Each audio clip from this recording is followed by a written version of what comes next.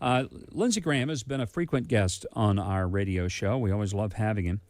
This week he has made some significant news.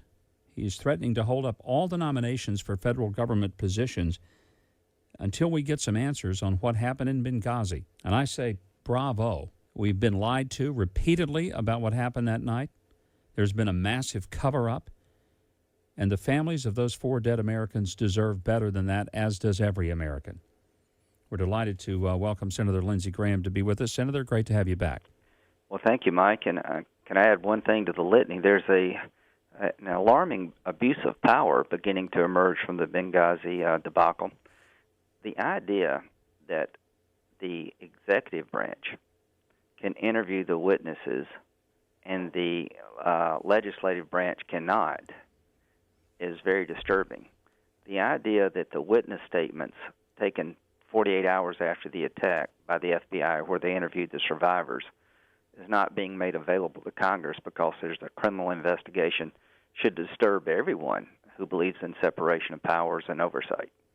You know, Senator, I think a lot of people don't understand that very important constitutional role and authority of the Congress.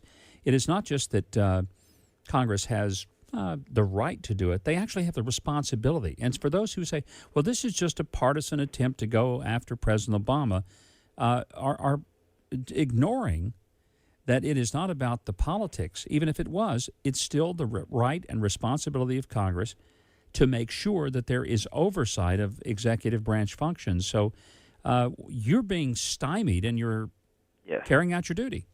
Yeah, well, let's just play this out for a minute, Mike. Okay, you've got a national security debacle here. Al-Qaeda attacked our consulate. It was never a protest. It was never based on a video, as the 60 Minutes program illustrated. It was a pre-planned, coordinated, Al-Qaeda-conducted terrorist attack that killed the first ambassador in 33 years. Within 48 hours, everyone at the consulate was interviewed by the FBI in Germany. Now, what did they say to the FBI? If they said this was a pre-planned terrorist attack, there was never a protest, then the question becomes, how could the story evolve over time that this was a protest that went bad if, in fact, the survivors told the FBI 2 days after the attack it was a terrorist attack?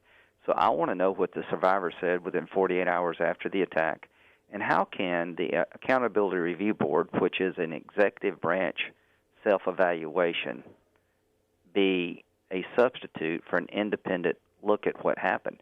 Just imagine this for a second. All the witnesses are controlled by the executive branch. You do an internal investigation where you interview the witnesses, you issue a report that has some finding of fault but not much, and when the Congress would like to interview the same witnesses, you say no. You can't talk to them. What kind of government is that? You know, it's also, I think, fascinating that this week you had CBS come out with the 60 Minutes report that was just stunning. And then you have even NBC. Even Chris Matthews is questioning it, and I'm not going to play it right now because of time. But, I mean, do you think that's a turning of the corner, that you now have the mainstream media asking these questions? Yes, and I think it's turning corner in a couple ways. The 60 Minutes piece proved beyond a shadow of doubt, not only was this a pre-planned terrorist attack, you had first-string Al-Qaeda people. The people they named being associated with the attack, one was a former Gitmo detainee, the other was a bodyguard for bin Laden. So these are first-string guys. And the people on the ground in Libya, you know, for the first time you heard from some folks that were there, but they said you could see this coming. And here's a couple of things that have to be answered. If it was that obvious to people in Libya, including the ambassador, that Al-Qaeda was a threat to our Benghazi consulate, why did the State Department under Hillary Clinton deny 4 security enhancement requests? If, in fact, it was always known to be a terrorist attack by those who experienced it, how could Susan Rice and the president himself claim it was a protest gone bad? At the end of the day, who told Greg Hicks you can't make this additional security request? The third one he wanted to make was Spike there in Libya. We need to know the answers to these questions. This was 8 weeks before an election, and the narrative that Al-Qaeda was on the run, bin Laden was dead, they're in retreat, was absolutely contradicted by what happened in Benghazi, and we can't let that stand. Multiple sources have told me, Senator, that we're going to one day find out that this was a gun running operation from Libya to Syrian rebels that went bad, and the weapons were taken over by Al Qaeda. And the two things the Obama administration doesn't want: revelation of an illegal gun running, and number two, they don't know where those weapons are. Any truth to that you've been able to uncover? I don't know what the annex was all about. The annex was the CIA compound. The consulate was a State Department facility. Here's the question. Why was Chris Stevens in Benghazi on September the 11th, given the security concerns that had been repeatedly expressed about the security of that compound? What was he doing there?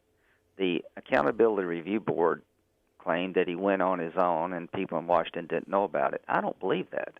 I want to know, why was the ambassador there to begin with, and did the people in Washington know about him being there? Did they have a hand in sending him there? If their goal was to make this a permanent facility, why did they repeatedly deny security enhancement requests? Where were the people in Washington when it came to supporting our embassy and consulate in Tripoli? How was there such a disconnect between the threat on the ground in Libya and the response in Washington? And how could the American people be misled for so long by the administration if, in fact, the survivors told the FBI within 48 hours this was a terrorist attack? Where did this whole story about a protest come from? Senator, I got less than a minute. Can you just tell me, you are serious about holding up these nominations until you get some answers on Benghazi? Here's what I want. I want the FBI interviews released to the Congress so we can look at what the survivors said within 48 hours, protecting their identity. And I want every survivor in Benghazi to be interviewed independently by the appropriate committee within Congress, so we don't have to rely on a self-evaluation by the executive branch. I want those two things before business as usual continues in the Senate. Well, I think every American who values truth and who respects the lives of these four Americans will appreciate that very much. In front of me is a photograph of Tyrone Woods, given to me by his father, Charles Woods, personally, and that is in front of me every single day, and I'm not going to forget, and I appreciate you're not forgetting.